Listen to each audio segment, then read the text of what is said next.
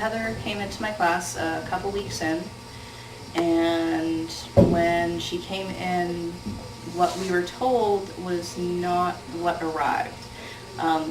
When I was told about Heather, I was given the impression that she was pretty much a vegetable. She sat and did nothing. That is very much not the case. Heather likes to touch and grab and experience, which is great, except that she's very rough when she does it. Not sure if she's aware of how strong she is or not. I personally think she's very aware of how strong she is. But in this class, it's a very meticulous, small, heavy concentration on fine motor skills. So when I have a student in this class who has problems with motor skills or attention, I try to make things larger if I can, so that they're easier to manipulate. With Heather especially, it seems like she needs a steady hand to hold half of the project for her so that she can do a small part of it. When she first came in, we were trying to find different ways to have the activities she did on a regular basis when she's in Ms. King's room become part of the class and be at least related to what the rest of us were doing.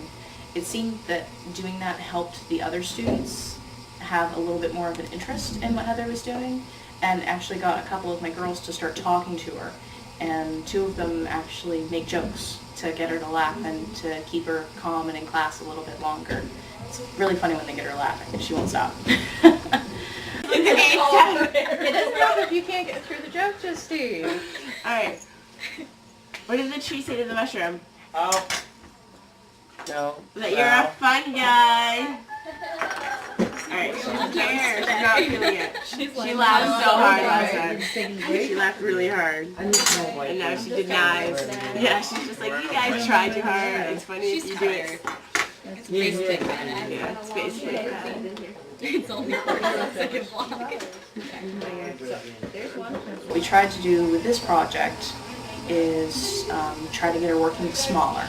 It's a big step from where she was. We're taking a embroidery needle, so it's a thick needle, fairly blunt. Actually, we had an incident today where she grabbed it from me and it actually scratched me a little bit, so I had to modify that even more so that the needle is now wrapped in masking tape to cover the sharp point in case she does get a hold of it again. And she has to take a 9mm cone bead and set it on top of the needle so that it can be strung onto a loom. She managed to get I believe 3 strung with her aid, and then she did 2 with me, which is really great. One of the big goals for Heather is expanding the repertoire of people that she'll work with, and I try to make sure that every couple of days that she comes in, that I spend about 5 or 10 minutes just working with her, trying to get her to interact calmly and positively with me. She's become very comfortable since she got here, and sometimes that results in really great behavior where she's cooperating, and sometimes it results in behavior where she's trying to get away with murder. Trying to get away with everything she can, trying to see what she can do and what her boundaries are.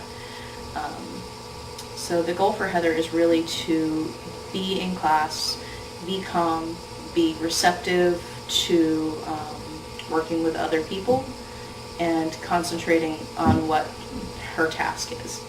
And so far, she has been doing extraordinarily well in this class. And the hope is that she continues to work on significantly modified projects. So there's a lot of hope for future projects where we can take a piece of each project and make that Heather's goal.